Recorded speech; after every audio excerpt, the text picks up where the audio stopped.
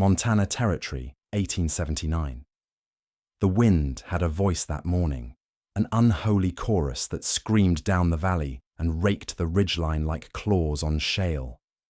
Clouds rolled across the sky like war drums, bruised and low, and beneath them lay the glinting track of the Union Pacific, slicing through the wilderness with grim determination.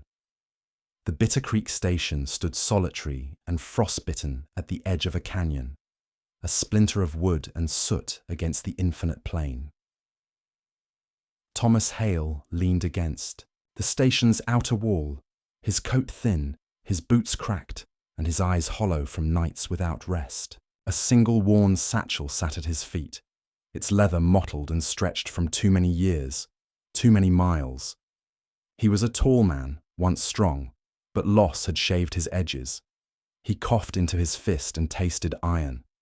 Still, he stood straight, waiting for the train like it might carry him away from a life that had folded in on itself like burned parchment. His hands were calloused, wrapped in torn gloves that once belonged to his brother, now buried beneath a cottonwood tree in Kansas. Thomas hadn't cried at that funeral. The tears had dried with the fever that took his daughter, and the fire that claimed his wife 2 years before. The war had taught him how to keep moving, even after everything was gone. That was a soldier's job, to survive, but even survival had its price. The train's whistle cut through the rising storm like a blade, and the sound sent a murmur through the handful of travelers clustered near the platform. A woman clutched her boy to her chest. A banker adjusted his silk cravat. Miners with dirt in their beards and desperation in their eyes nudged closer to the tracks. Thomas remained still. In his coat pocket was a first-class ticket, printed on thick cream paper with gold ink. A stranger had given it to him at the last campfire, a man dying of consumption who hadn't the strength to make the journey himself.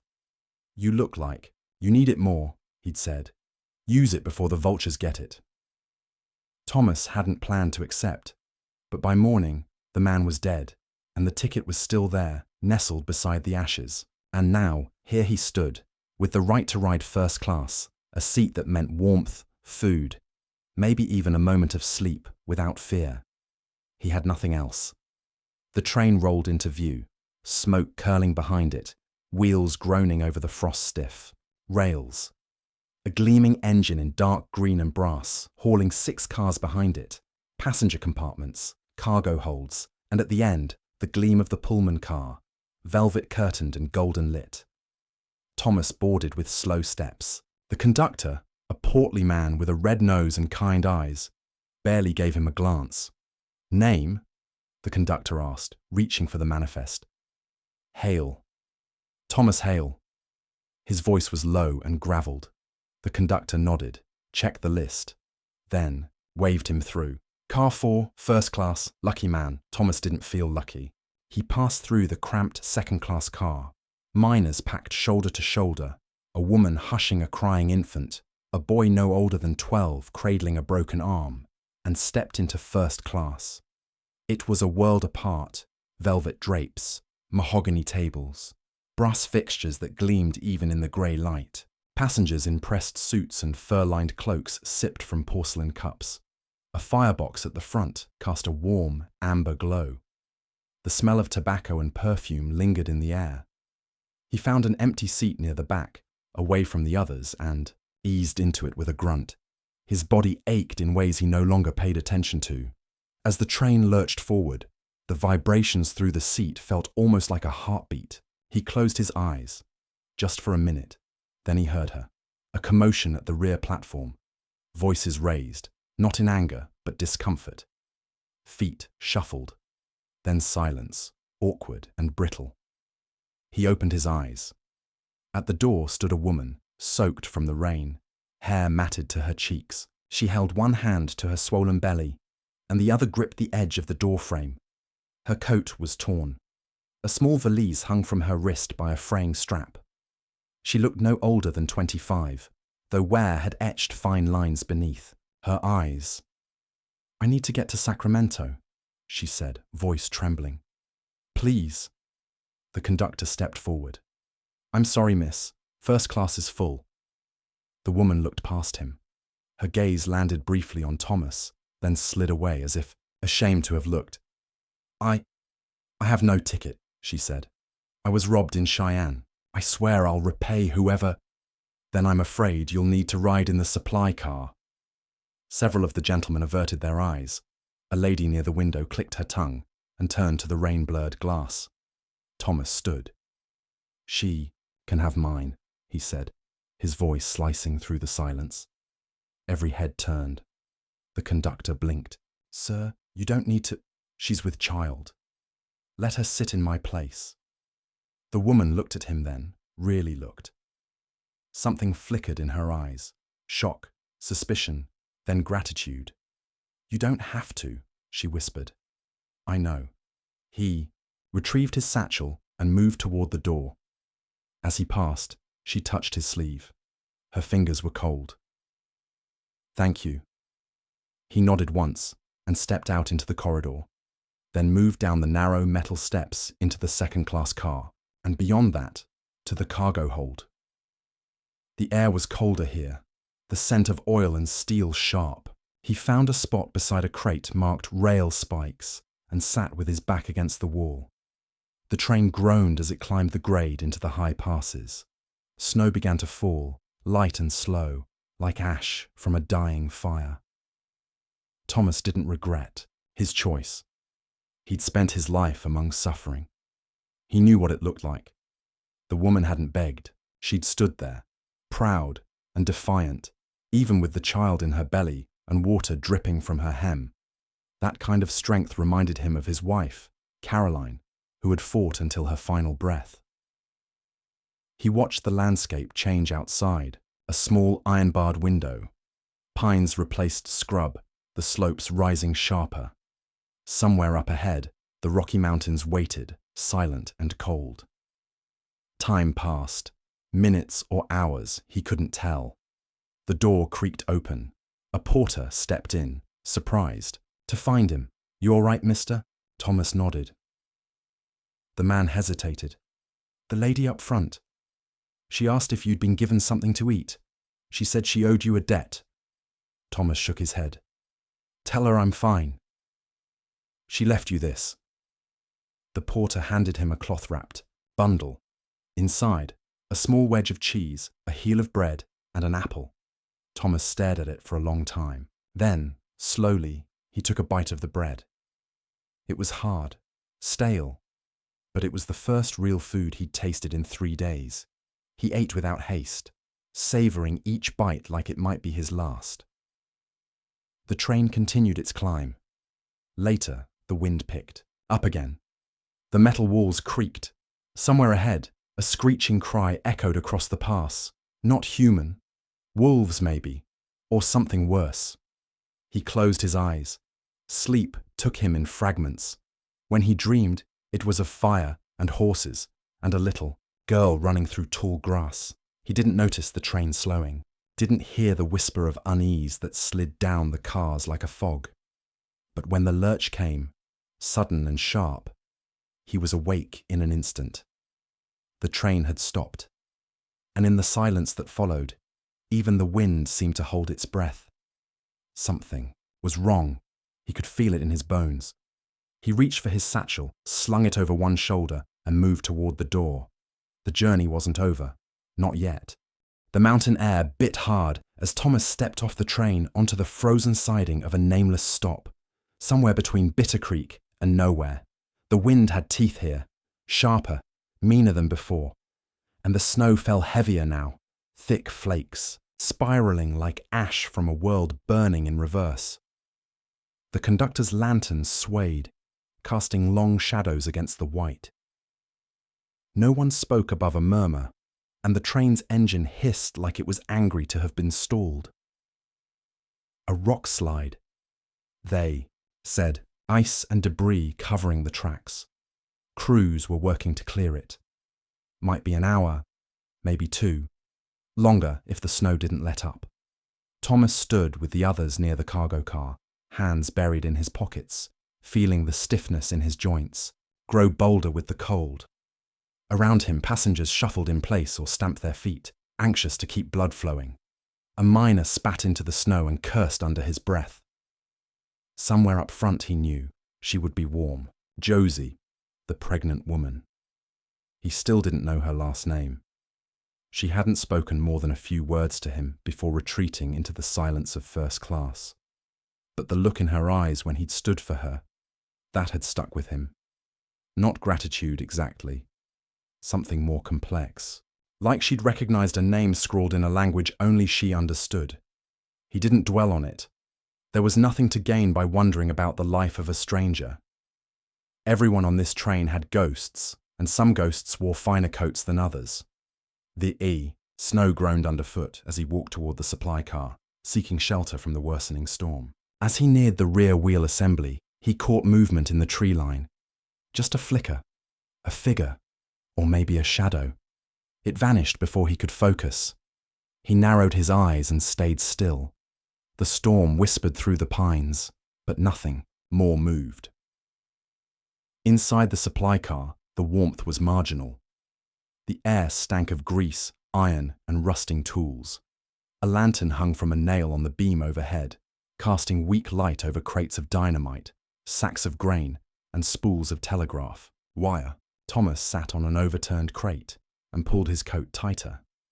His hand drifted to his satchel, checking for the small knife tucked inside. He didn't like the feel in the air, the kind of stillness that only came before a storm broke. Or something worse. The door creaked open again. Another figure stepped inside, tall, broad-shouldered, wearing a buffalo hide cloak and bearing a silent weight like the trees outside. The man didn't speak, just nodded once and sat across from Thomas near the wall. Long black hair, braided and wrapped in leather bands. Eyes dark as coal. Skin weathered like old bark. No fear in him, only quiet, like a mountain that had seen too much to tremble anymore. Thomas nodded back. "Grey Fox," the man said. His voice was gravel wrapped in smoke. Thomas didn't ask questions. The name meant something, maybe, or nothing at all. The way he moved, measured, deliberate, it said more than a name ever could. "Thomas," he replied. They didn't shake hands. They didn't need to. Outside, the train groaned again. Something heavy shifted near the engine. Then came a whisper, a low murmur sliding down the length of the train, as if the storm itself had passed it along. Bandits, rumors, a hit on a train near Carson Ridge. Cars emptied, passengers dead. The wilderness had become a lawless thing again, and the gold running through these rails like blood hadn't gone unnoticed. Thomas rose and peered through a slat in the wall. Snow blurred the trees. He squinted. Movement. Definitely. Men, maybe, 4 or 5. Dark figures, threading between trunks, staying low. They weren't clearing a rock slide. They were watching. He stepped back. Grey Fox was already standing, eyes fixed on him. No need to speak. They both knew. Without a word, they moved. Thomas climbed through the supply car to 2nd class, whispering to the nearest porter. The man's face drained of colour. He ran to warn the conductor. A ripple of fear began to spread. And then the shot rang out, a single crack, sharp, distant. Panic erupted like a kicked anthill. Screams, shouts. People surged down the aisles, tripping over bags and one another. Children cried. Mothers clutched their babies. The train shook as someone slammed the door shut behind them. Thomas pushed forward through the chaos, moving back toward 1st class, toward her. Gunfire barked again, closer. Splinters tore from the wall beside him. He ducked behind a seat, reached into his coat, and drew the knife. Too small for a fight, too late to care. He found her huddled near the firebox, hands clutching her belly, eyes wide with fear. "Josie." Her mouth opened, but before she could speak, he pulled her up. "They're inside," he said. "Come on." She nodded, trembling. Together, They moved, quick and low, toward the rear of the car. Behind them, the door burst open. A man in a tattered coat, face wrapped in a scarf, leveled a pistol. Thomas threw his weight into Josie, pushing her into the corridor as the bullet struck. The seat behind them, she fell hard, gasping. He turned to face the bandit, but the man was gone, dragged back by a sudden blur of motion. Grey Fox. The warrior pulled the man down in a single brutal movement. Steel flashed, blood followed. Josie stared, speechless. Thomas helped her up. "We need to get to the brake car." "No," she whispered. "They'll cut us off." "How do you know that?" She hesitated. "Because they're after me." The world tilted. Thomas blinked. "What? I can explain later," she said. "Just not here." They moved again, cutting through 2nd Class. The gunfire had slowed, controlled now, surgical. Whoever was attacking knew the layout. They weren't amateurs. In the brake car, they barricaded the door with a steel tool chest. Josie collapsed into a bench, breathing hard. Thomas turned to her. "Start talking." She looked at him, hesitant, then away. "I didn't lie to you," she said, "but I didn't tell you everything. My name's Josie Dawson. My father is Edward Dawson." The name hit like a blow. Everyone west of the Missouri knew it. Dawson Rail. The tycoon who'd bought up every line from Kansas to Sacramento. "You own this train," Thomas said slowly. "I own all of them," she said bitterly, "and they know that." She didn't need to explain who they were. Bandits, rivals, betrayed employees. Any one of them had reason to hate her family. Thomas shook his head. Why travel like this? I needed to see the truth. What? We'd built. What it cost. He stared at her for a long moment. Then he laughed once, short and sharp. What's funny? Just never figured the first-class lady I gave my seat to would be worth more than the engine hauling her. A flicker of a smile passed over her face, then died. Grey Fox knelt near the door, listening. 3 men, 1 behind, 2 near coal car. Thomas looked at Josie. Can you run? I'll try. He turned to Grey Fox. We need to end this. The man nodded once. Thomas stepped forward, blade in hand. He'd fought in war, killed before, but this was different.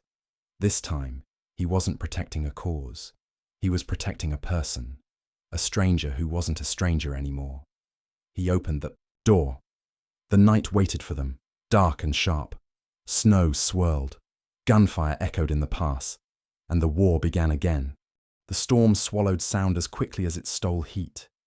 Snow whipped sideways in the canyon, erasing direction and time, but the crack of gunfire still found its way through, sharp as lightning splitting an ancient tree.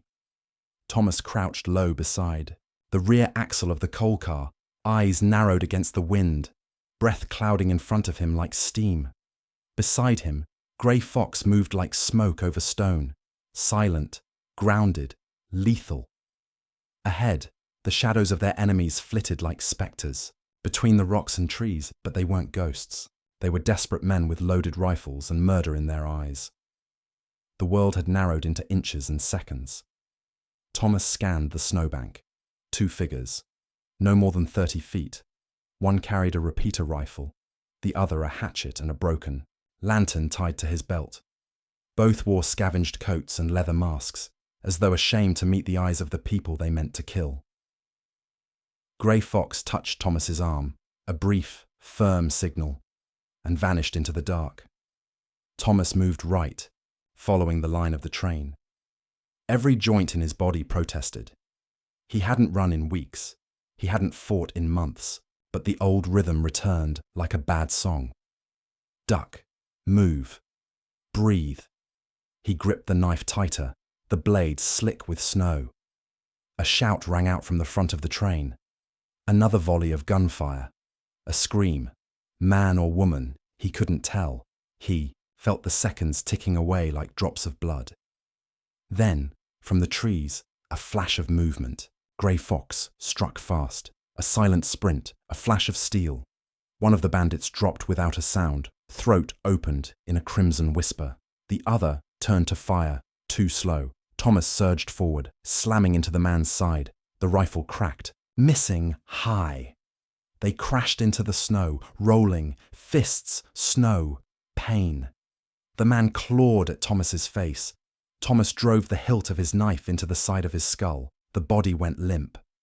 Thomas staggered to his feet, gasping, every muscle screaming. Gray Fox stood beside him, eyes calm. He gestured forward. 2 more, moving toward the brake car. They ran. Each step was war now. The snow dragged at their boots. The air burned in their lungs.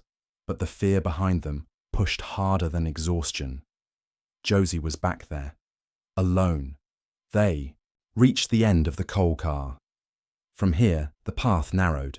Bare ground beneath the overhang of the ridge, the side of the train forming a wall. The only light came from flickering lanterns inside the cars, casting misshapen silhouettes through frosted glass. One bandit reached the brake car first. He raised his boot to kick in the door. Thomas didn't give him the chance. He hurled his knife. It struck the man's shoulder, not fatal, but enough. The bandit stumbled, shouting. Josie opened the door a crack, saw Thomas, and pulled him inside with a strength that defied her condition. "You're bleeding," she said, voice tight. "It's not mine," he lied. Grey Fox slid in behind them and barred the door again. The wind howled outside like a creature in pain. Thomas leaned against the wall, heart hammering. "How many more?" Josie asked. "Too many," Thomas said. "And they're not guessing anymore. They came for you." She swallowed, eyes fixed on the floor. "Then they'll keep coming." Grey Fox crouched near the stove, warming his hands. He looked at Thomas, then Josie. "She should not stay here." "There's nowhere else to go," Thomas replied. "You saw the ridgeline."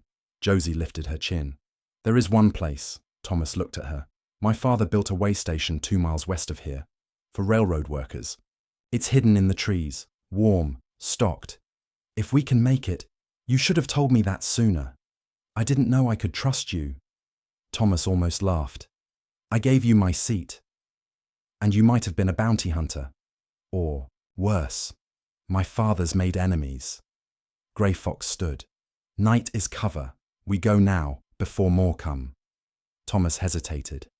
"You can walk that far?" he asked Josie. She didn't answer right away. Her hand pressed against her belly. Her face was pale, but she nodded. "I can walk." They waited until the gunfire faded again. The attackers were regrouping or circling. Either way, time was a luxury they no longer had. Thomas opened the rear hatch slowly, peering into the storm. Nothing, just wind and white.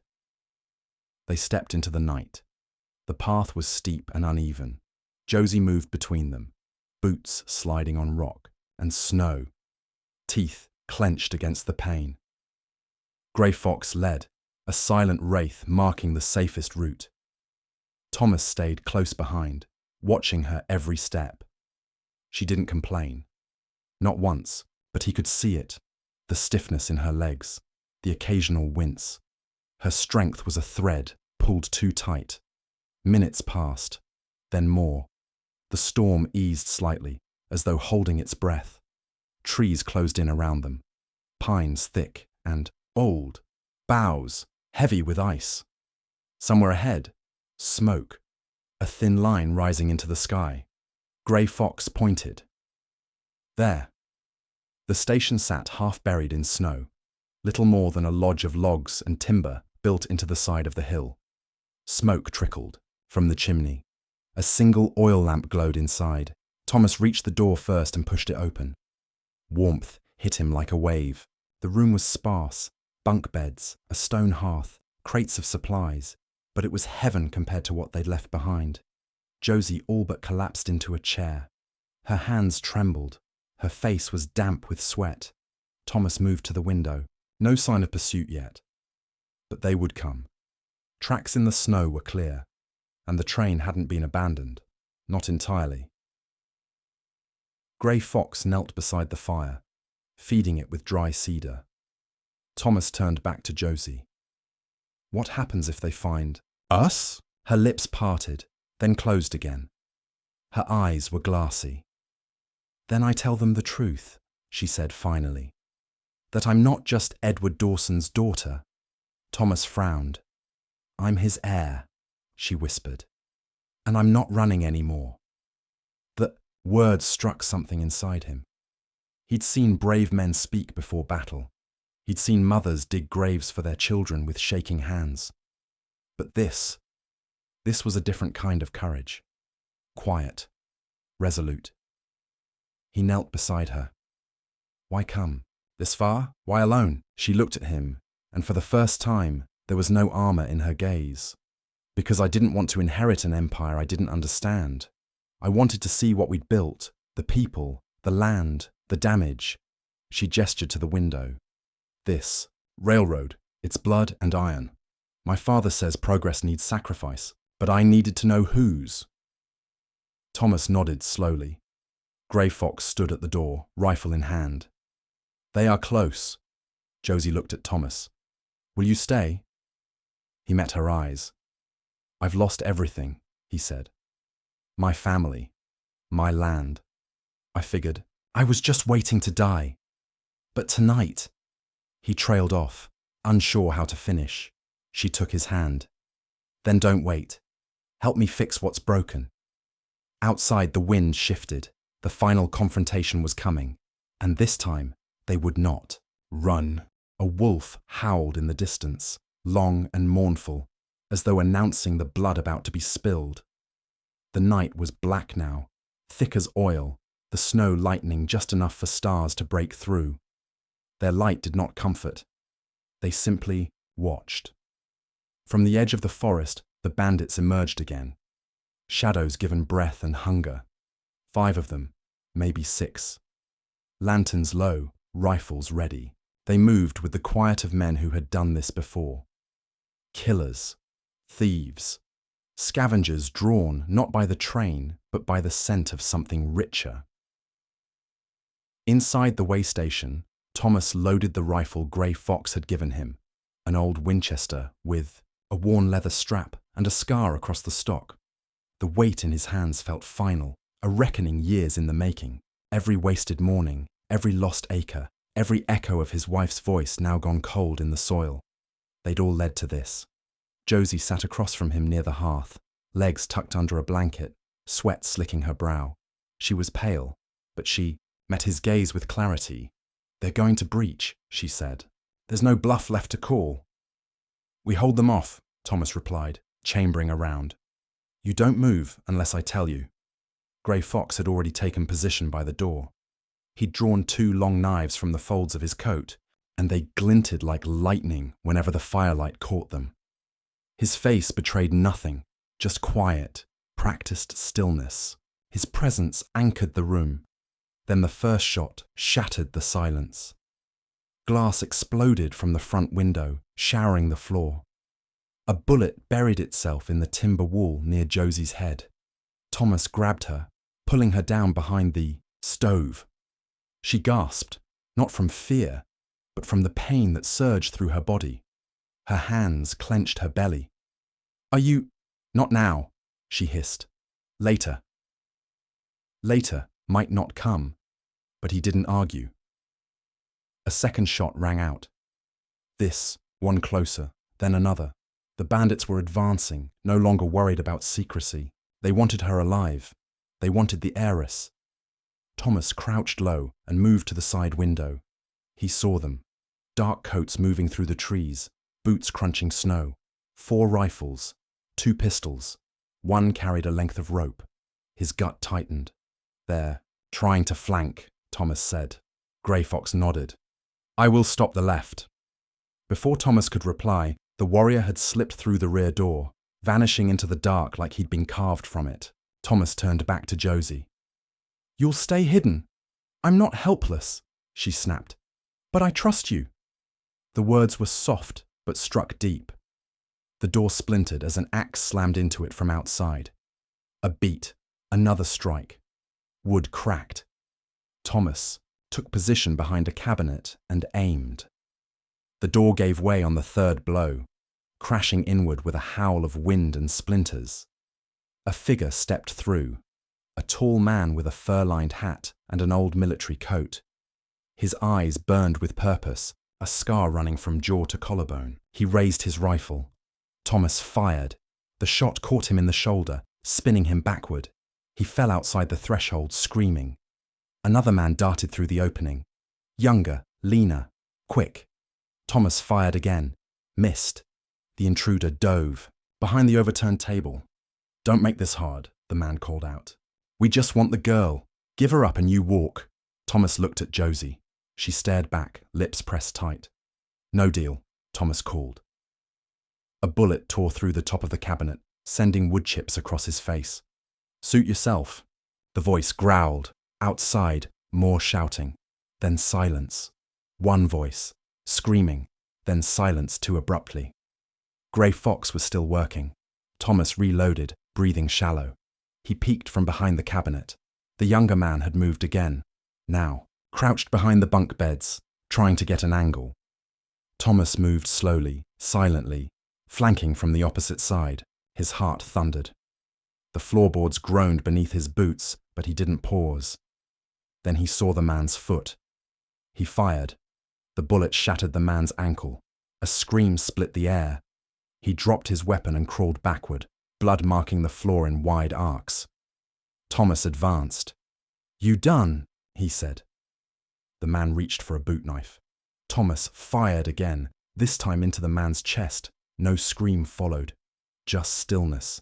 He turned back to Josie. She was on her knees now, breath ragged, eyes wide with pain. "It's starting," she said. "The baby." The world tilted again. "Now!" "Yes, now, damn it." He rushed to her side, but she pushed him back. "You need to finish this. Protect us. Then I'll need you." Another shout from outside. A third man appeared in the doorway, rifle raised. Thomas swung the butt of his Winchester hard, catching the man's jaw mid-shout. The crack was sickening. The body crumpled. Outside, a blood-curdling yell. One final scream. Grey Fox stepped back into the doorway. He was bloodied, but upright. The knives dripped red. He nodded once. "Done." Thomas closed the door and dragged the broken bench across it. The fire crackled, filling the silence. And then Josie screamed. She collapsed. Back onto the blanket, hands gripping her knees. Sweat poured from her. Her eyes were wild. "I can't," she gasped. "I need help." Thomas was at her side in an instant. "I don't care," she growled. "You're here." Grey Fox fetched clean cloths, a basin, whiskey. He worked quickly, silently, his hands sure. Thomas took her hand and knelt beside her. She crushed his fingers with every wave of pain. Time stopped. There were no bandits now, no blood, no empire, just breath, just struggle, just life trying to begin. The cries came at dawn, a weak, wet sound, fragile, beautiful. Thomas wrapped the infant, tiny, red, squirming, in a wool coat and handed it gently to Josie. Her hands shook as she cradled the child, tears cutting rivers down her soot-streaked cheeks. "It's a girl," she whispered. Thomas sat beside her, exhausted beyond language. His arm was gashed, his ribs ached, but he smiled. "You did it." "We did," she said. "You stayed." She looked at him, truly looked. In the light of the fire, something passed between them.